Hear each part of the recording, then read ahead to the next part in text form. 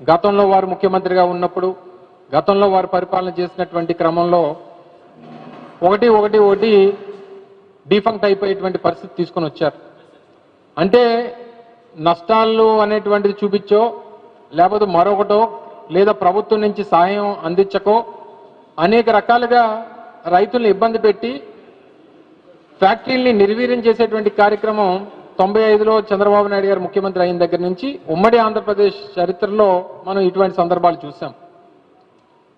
చివరికి ఈరోజు రాష్ట్రంలో మిగిలినటువంటిది గోవాడ షుగర్ ఫ్యాక్టరీ ఒకటే గత సంవత్సరం సీజన్ వరకు కూడా నడిచినటువంటి సందర్భాలు చూసాం.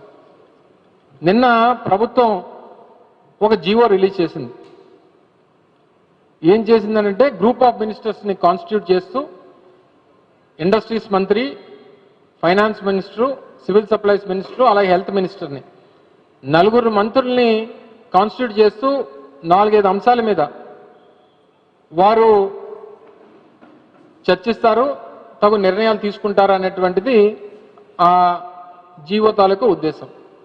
మొదటి అంశం ఏంటంటే గోవాడ షుగర్ ఫ్యాక్టరీ, చోడవరానికి సంబంధించినటువంటి గోవాడ షుగర్ ఫ్యాక్టరీ అటు చోడవరం నియోజకవర్గం, మాడుగుల నియోజకవర్గంలో ఉన్నటువంటి దాదాపు 25,000 మంది రైతులు ఆధారపడి ఉన్నటువంటి ఫ్యాక్టరీ 2025 సీజన్లో దాదాపు 1,20,000 టన్నుల మేర చెరుకును తోలితే 30 కోట్ల రూపాయలు ప్రభుత్వం బకాయిలు పెండింగ్ పెట్టి 6 కోట్ల రూపాయలు కార్మికులకు చెల్లించాల్సినటువంటి డబ్బు చెల్లించక దాదాపు సంవత్సరన్నర కాలంగా వారు తోలినటువంటి వారి కష్టానికి తగ్గ ఫలితాన్ని వారు తోలినటువంటి చెరుక్కి డబ్బు చెల్లించమని చెప్పి ప్రభుత్వాన్ని అడుగుతా ఉన్నా సరే నేటికి కూడా స్పందించక మళ్ళీ దీని మీద కమిటీ నిర్ణయం తీసుకుంటుంది అన్నటువంటి పాయింట్ని పెట్టడం జరిగింది.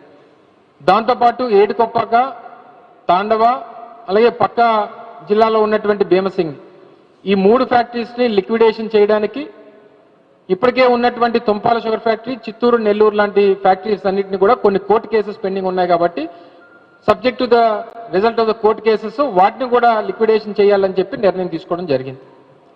అంటే రాష్ట్రంలో ఉన్నటువంటి 6 షుగర్ ఫ్యాక్టరీని లిక్విడేట్ చేయడానికి ఉన్నటువంటి గోవాడ షుగర్ ఫ్యాక్టరీ పేమెంట్ చేయాల్సినటువంటి పేమెంట్స్కి ఏమో కమిటీ ఆలోచన చేస్తుందని చెప్తూ ఈ ఉన్నటువంటి 6 షుగర్ ఫ్యాక్టరీని ఏపీఐసి ద్వారా ఇప్పటికే దాని మీద ఉన్నటువంటి అప్పులు ఏవైతే ఉన్నాయో వాటన్నిటినీ కూడా ఏపీఐసి పే చేయడానికి ఈ ఉన్నటువంటి ప్రాపర్టీస్ అన్ని కూడా ఏపీఐసి అమ్ముకునేటువంటి దానికి మీరు నిర్ణయం తీసుకుంటారని చెప్పి జీవో చెప్తా ఉంది.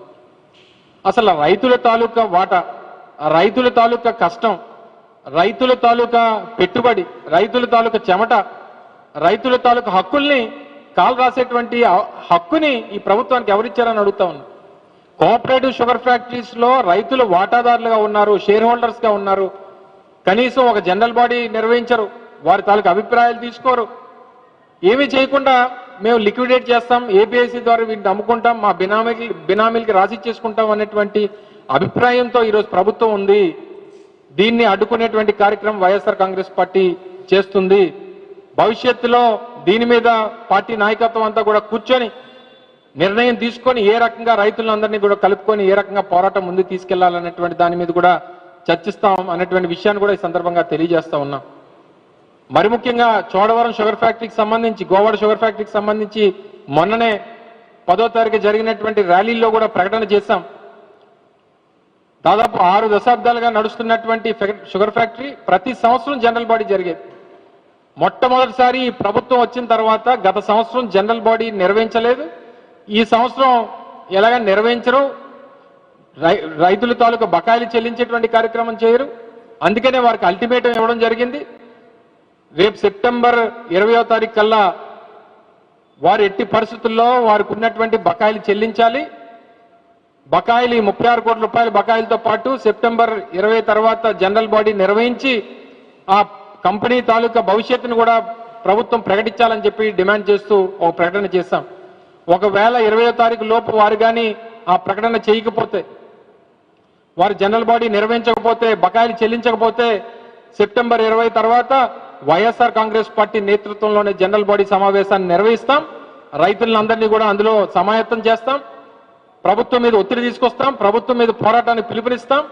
భవిష్యత్తులో మళ్ళీ ప్రభుత్వం ఈ రకమైనటువంటి చర్యలు తీసుకునేటువంటి కార్యక్రమం జరగకుండా చూసుకునేటువంటి బాధ్యత కూడా తీసుకుంటామని చెప్పి తెలియజేస్తా ఉన్నాం.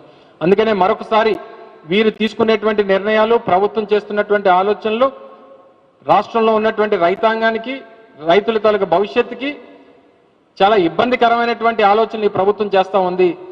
రాష్ట్రంలో ఉన్నటువంటి జీడిపి దాదాపు 37% వ్యవసాయం మీద ఆధారపడి ఉన్నటువంటి జీడిపి ఆంధ్రప్రదేశ్ రాష్ట్రానికి. అటువంటి ఆంధ్రప్రదేశ్ రాష్ట్రంలో దాదాపు 65% మంది కేవలం వ్యవసాయం మీద ఆధారపడి ఉన్నటువంటి ప్రజలు ఈరోజు ఆంధ్రప్రదేశ్ రాష్ట్రంలో ఉన్నారు. ఇటువంటి రాష్ట్రాన్ని వ్యవసాయం వరి వేయొద్దంటావు, చెరుకు వేయొద్దంటావు, మిర్చి వద్దంటావు, పొగాకు వద్దంటావు. మరి ఈ రాష్ట్రంలో ఏ వ్యవసాయం చేయాలి? రైతాంగం దేనికి మద్దతు ధర ఇస్తారు? దేనికి ప్రభుత్వం సహకరిస్తుంది? దేనికి మార్కెట్ ఇంటర్వెన్షన్ చేస్తారు? దేనికి ప్రభుత్వం ఇన్పుట్ సబ్సిడీ ఇస్తుంది? రైతులు నష్టపోతే ఎవరు కాపాడతారు? ఈరోజు తీరా చూస్తే సీజన్, మాన్సూన్ సీజన్స్ వచ్చేసి దాదాపు నెలన్నర అయింది, 2 నెలలు అయిపోతా ఉంది, వర్షాలు లేవు. రైతులు కాపాడేటువంటి దిక్కెవరు? ప్రభుత్వానికి బాధ్యత కదా. ఇవన్నిటి మీద కూడా ఎట్టి పరిస్థితుల్లో వైఎస్ఆర్ కాంగ్రెస్ పార్టీ పోరాటం చేస్తుంది అనేటువంటి విషయాన్ని, మరి ముఖ్యంగా ఈ చెరుకు ఫ్యాక్టరీని కాపాడుకునేటువంటి దాంట్లో వారి భవిష్యత్తుకు సంబంధించి గతంలో కూడా ఈ ప్రపోజల్ వచ్చినప్పుడు, మేము అధికారంలో ఉన్నప్పుడు కూడా ఈ ప్రపోజల్ వచ్చినప్పుడు అధికారులతో చెప్పడం జరిగింది. లిక్విడేషన్ దీనికి సమాధానం కాదు. అక్కడ ఉన్నటువంటి రైతాంగానికి ఆల్టర్నేటివ్ పంట ఏంటి?